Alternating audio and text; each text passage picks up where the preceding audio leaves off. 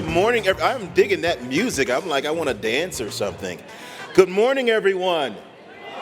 That was, okay, I heard from this side. I think this side is still asleep. Good morning, everyone. Welcome to day 2 of the Diversity Forum. For those of you who were not here yesterday, my name is LeVar Charleston. I'm the Vice Chancellor for Inclusive Excellence here, and I am excited to welcome you here. I also serve as the Director of the Division of Diversity, Equity, and Educational Achievement, also known as the DDEEA. We're hosting this diversity forum called Threads of Belonging, Navigating Differences and Building Community. For those who were here yesterday, I hope you found the sessions rewarding and that you feel empowered to take what you've learned to your living and learning and working environments and to add value into those spaces. For those of you who stayed last night to celebrate the division's 15th anniversary, thank you. It's certainly something that we're very, very proud of, and we appreciate you all helping us to mark this milestone. If you want to see some of the things that we've been able to accomplish over the past 15 years, if you look to your right over there, there are some posters. The theme is Did You Know? The campaign is Did You Know? And it marks some important milestones for the work of the division. So check that out if you get a chance. It was a beautiful evening to come together and celebrate, so I appreciate all of you all who participated in that effort. A show of hands, who was here yesterday? Wow, that's like 90%, 95% of the room. Who was not here yesterday? Where were you? No, I'm just kidding. No, but it's terrific, and I'm so glad to see all of you return. And for those who are new faces today, thank you for joining us today. I want to do a little bit of an activity When I used to teach my classes, before we would leave, when there would be some heavy material, we would do a little exercise and to determine, a word or two that describes the nuggets of wisdom or things you might take from that activity or that exercise. And so I just want folks to shout out something that you've gained, something that you think you'll take with you, something that you learned, something that sort of sparked you a little bit. Just hear a couple of words from folks in the audience. Just shout it out from yesterday's attendance. Staying alive. That was a good one. Speak louder, I can't hear you. Be curious. Lean in. Creativity. Self-care. And one more. Be less sucky. That was a good one. That was really a good one. So, look, let's continue this momentum today. Let's continue to listen intently, to absorb, to contribute, to challenge where necessary, but let's engage across difference with levels of empathy, respect, and civility and humanity, respecting each other's humanity. We have in store for us today a range of topics, but also be aware that we are being live streamed. I said this on yesterday as well, or some of the sessions will be live streamed. So comments or opinions that are shared may be captured by the media and such. I know that if you're like me, you could be very, very passionate, and sometimes we say things. And so I just want to remind folks also that Meaningful Mark, Cheryl has done a phenomenal job. Cheryl, wave your hand, Cheryl. Well, she's already working over there. Cheryl has been with us for the last 3 years. 3 years, and she is she's one of my new favorite people. I had the opportunity to observe some of the work that she did, and it literally gave me chills. So if you haven't had an opportunity to do that as well. For those of you online, these will be posted online, and there were a couple of breakout sessions that she also was able to capture graphically as well. She does a phenomenal job. Let's give her one more round of applause, you all. So today we are in for a special treat. We have keynote speaker, playwright, educator, and producer Fanson Cox, who is delivering her interactive keynote address, Tell Your Story, Change the World, where she'll guide us through a process of self-reflection based on the story of our name. She is a beautiful person inside and out, and I just can't wait. You all are, just wait, you'll be excited. And so we also have some breakout sessions that we're offering, including exploring issues of complex identity, and inclusion, how to recognize Islamophobia and its impact on our community, fostering psychological safety to enhance belonging and community, just to name a few. So check out the schedule, and there's a variety of breakouts that's going to be edifying for us to engage in. We'll conclude Diversity Forum with a plenary session called What Does Diversity Science Say About Belonging and Community? Some people think that this is a passion project. Certainly, in order to do this work and sustain this work, you have to have a level of passion, but there is a science to this work and to doing it effectively and efficiently. And so we'll hear from some researchers and some colleagues of ours who are experts in this area on how diversity science works and the evidence-informed strategies to foster belonging and community. So I'm eager to get this day started, eager to get going, to hear from our speakers and to engage and to learn from alongside of all of you all. So without further ado, though, I'd like to introduce one of my esteemed colleagues, Carla Viju, who will offer Native Nations tribute. Director Viju serves as UW's Director of Tribal Relations and is a member of the Oneida Nation. Our Office of Tribal Relations focuses on building and nurturing relationships with tribal nations and communities, as well as building relationships with the organizations and entities created by tribal nations and communities. With more than 20 years of experience in community affairs and outreach, Director Viju has devoted her career to building meaningful connections and creating opportunities for tribal communities to thrive. This commitment is rooted in a fundamental philosophy instilled in her from a very early age, and that is the importance of community service, public service, and the importance of giving back. We are grateful to hear from Director Viju about critical projects and progress that UW-Madison is engaged with to build our shared future with Indigenous communities. Please join me in welcoming Director Viju.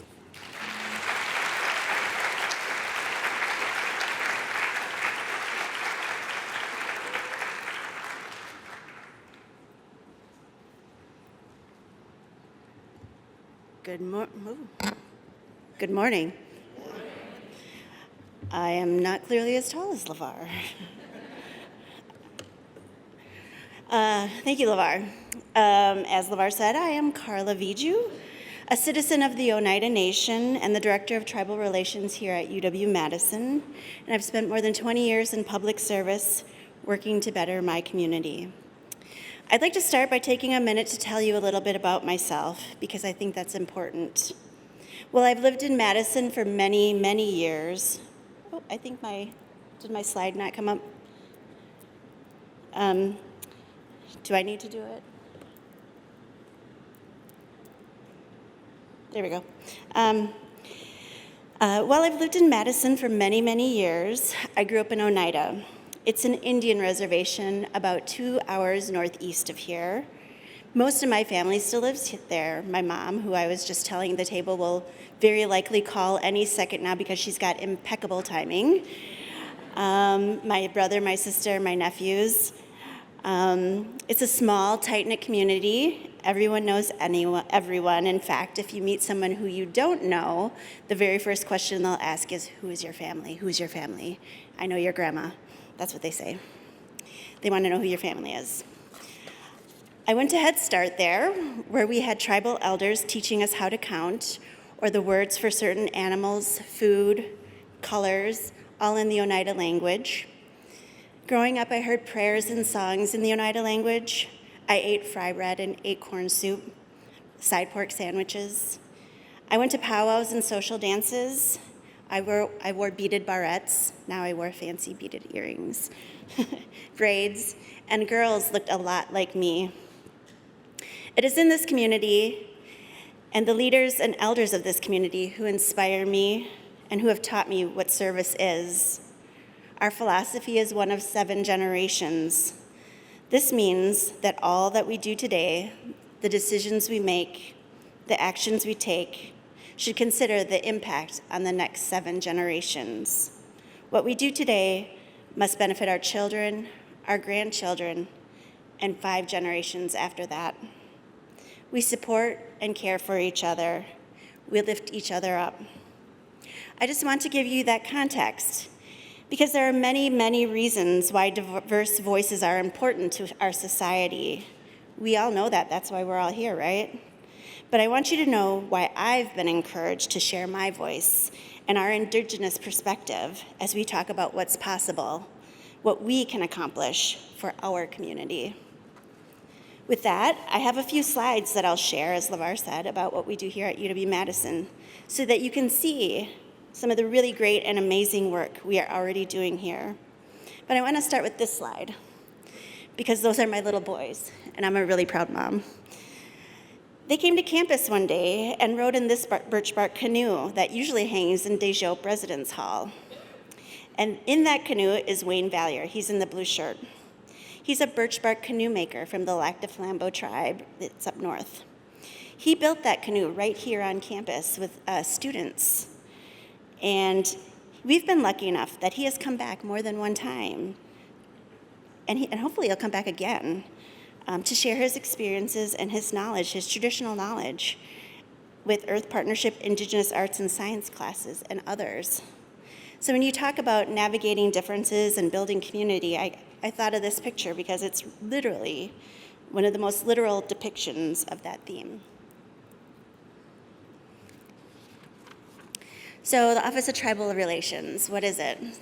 This is my mission statement. You can read, I'm not going to read you that. But I'll just tell you a little bit about us. We are within the Office of University Relations, and so within University Relations, there's tribal relations, me, but there's also federal relations, state relations, and community relations. So up until 2020, there were only 3 of those prongs, and then the university said, oh, wait, we need tribal relations too. And I'm really proud of the university for thinking of that. And I know there's a strong Native community that urged and pushed for that, and I think that the university standing up and doing that is an important thing. So right now, it's my job to build a relationship to best serve the needs of the tribes. It means a commitment to providing access to the university's resources and looking for ways to remove barriers to the university. And it means creating connections. And by this, I mean we must be committed to a collaborative relationship with the tribes. We must be sincere in our wish to learn more about the history and culture of each sovereign nation throughout the state. And we must be open to having honest and sometimes tough conversations about what more we can do for Native students and ways we can ensure that UW-Madison is a place where anyone can feel like they belong.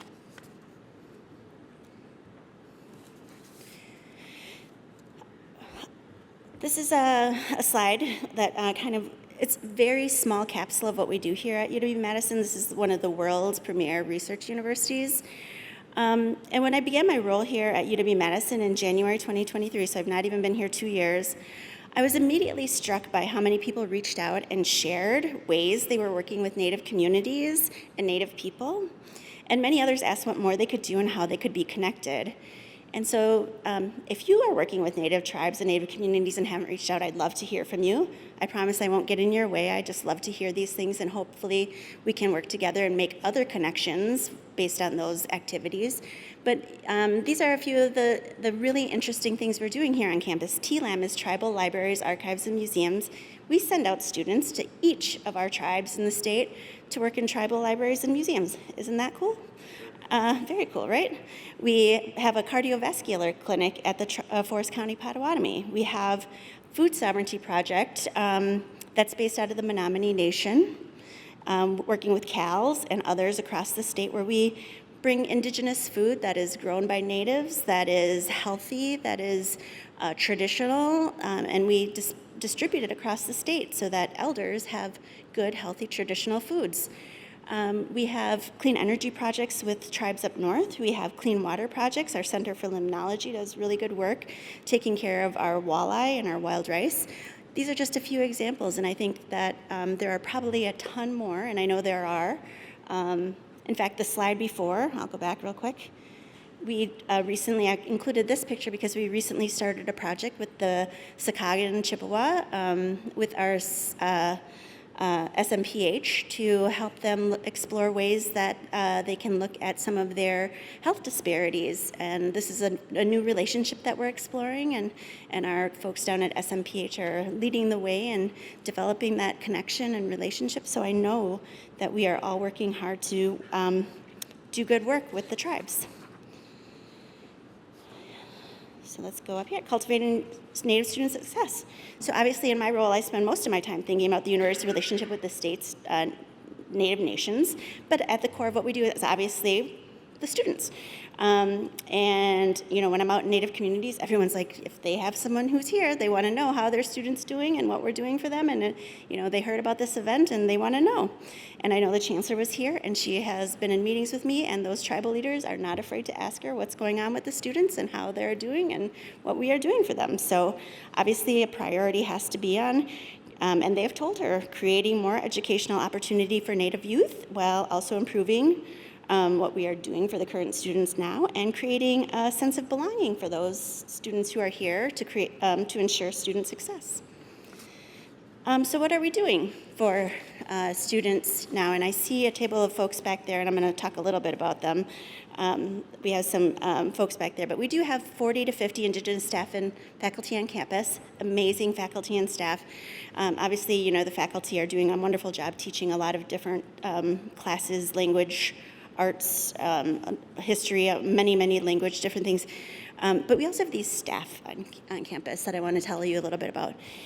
We have a group of staff called aunties, and the aunties are a group of people that most people don't know about, and when I learned about them, I thought they were amazing. Aunties stands for Advocate for Uplifting Native Traditions and Indigenous Engagement, and some people actually had aunties added to their official title here on campus. And in Native culture, aunties are like your second mom. They're like your mom. And these staff actually help guide Native students through the entire process. So like from the day they get here to campus to the day they leave with their cap and gown, they tutor, they provide mental health, they provide gentle sport, they provide mentorship. And these people are amazing, and generally they have been aunties because they've been women, but in recent years, some of the fine male staff on campus have gotten involved, and so now we have uncles and cousins, and it's just really some amazing people. And I just have to give a huge shout out to that table back there, because I do see some aunties and uncles back there, so.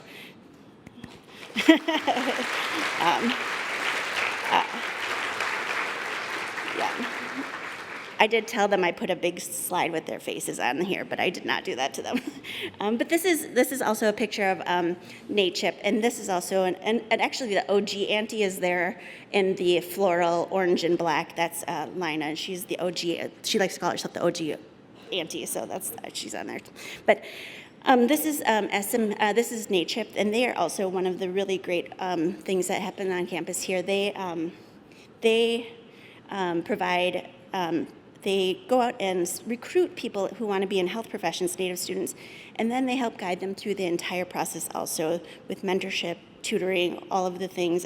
And those are some of the students. And they are amazingly successful at what they do, and they are one of the premier programs in the country at what they do, and they are amazing.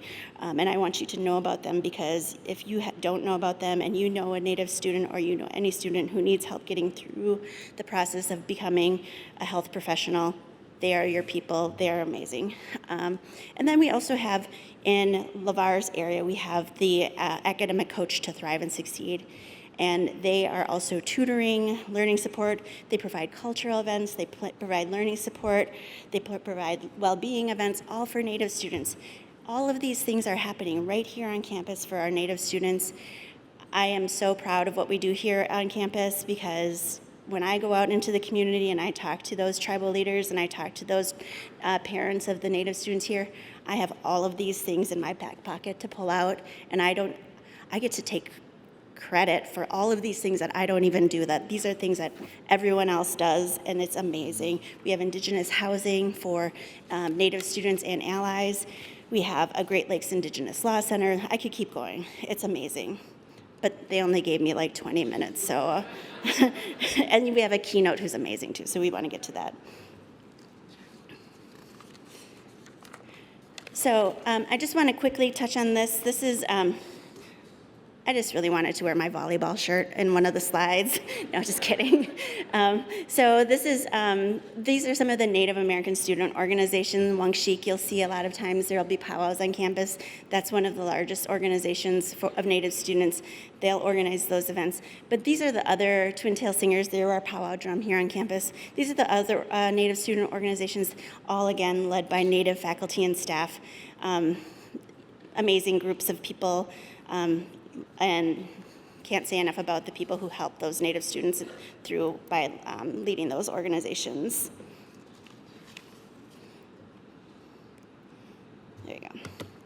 Oh, now it went twice. Okay. So, as I mentioned, one of the things that tribal leaders talk to the chancellor about is creating a space where all feel welcome, that sense of belonging when students get here. And I've been here a little over 2 years, and a lot of the things that we have done over the past couple of years is spent time creating spaces and places where we have had a chance to indigenize UW-Madison. Wisconsin is home to 11 federally recognized Native nations, each with a unique history, each with its own unique culture and ways of being. And of course, the university exists on the ancestral homeland of the Ho-Chunk people. And yesterday you saw the short video sharing a bit of that history. And since I've started, we've added a number of new art installations that you can see here, and other places that reflect the indigeneity of this place. And as we create a place where all feel welcome, these spaces are important, because as we walk around, they remind us of our grandmas and our aunties and our brothers and our friends, our communities, those who lift us up. And I could really talk about all of these places for a really long time, and I know I'm not supposed to pick favorites, and well, I won't, but there is one of my favorites on one of them. Yeah, I will just say, it really does it is meaningful, because, UW-Madison it's beautiful, right? We're between lakes, we're on a hill, and when you, as a Native person, are walking past some of these places, you can feel it. You can feel this sense of culture and beauty and calm and peace. So I do appreciate all of the work that UW-Madison has put into bringing some of these places for Native students to sit and reflect and see themselves a little bit.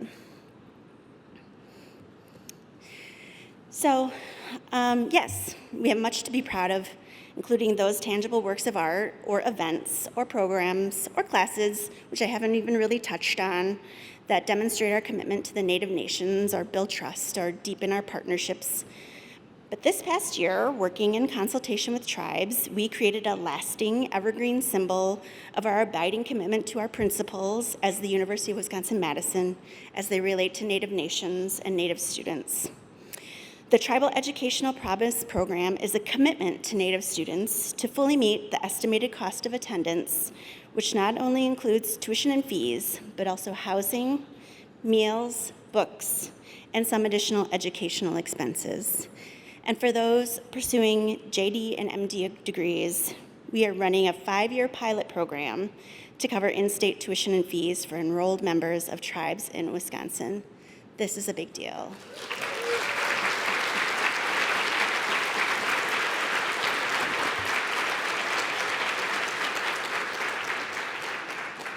We aren't the first to do it, it took us a little bit of time, but, we are here. It is a promise to provide Native students a pathway to completing a degree without taking on debt to cover educational expenses, thereby bringing a world-class education fully within reach to Wisconsin's natives.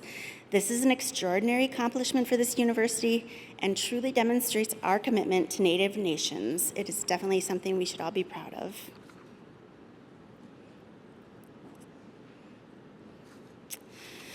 So this first semester of the Promise, we have 73 students who qualified. Of course, not every Native student here on campus qualified, and some here qualified for other scholarships and programs before and beyond the Promise. People have asked me if I think 73 is good, and let me leave you with this. To me, 73 is a number, and yes, numbers are important. We are a research university after all, and we need to look at data and learn from it. so we can improve and do better. That's our goal, for people to take advantage of this opportunity. But to me, it's about more than the numbers. It's about the people behind the numbers, right? It's about the young person whose art inspires.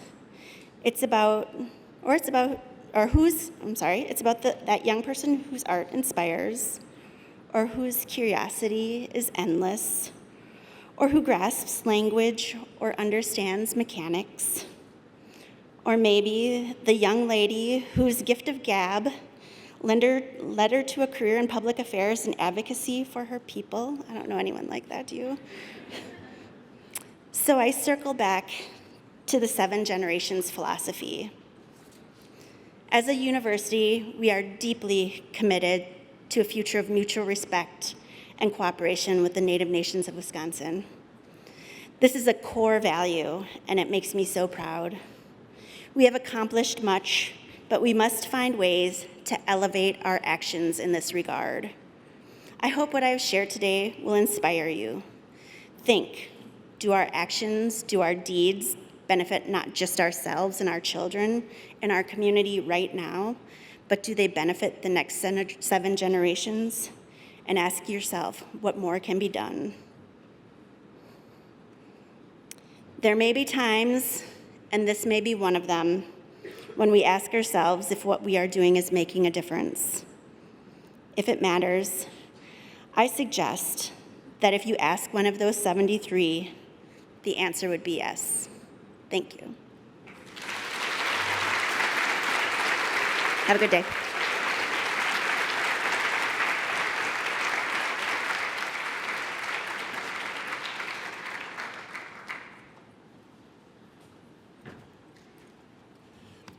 You know, Director Viju, you have a very rich past and experience, and you could choose to do this work anywhere in the world, and we are just so grateful and blessed that you've chosen us to do this work here. Give her one more round of applause. Here.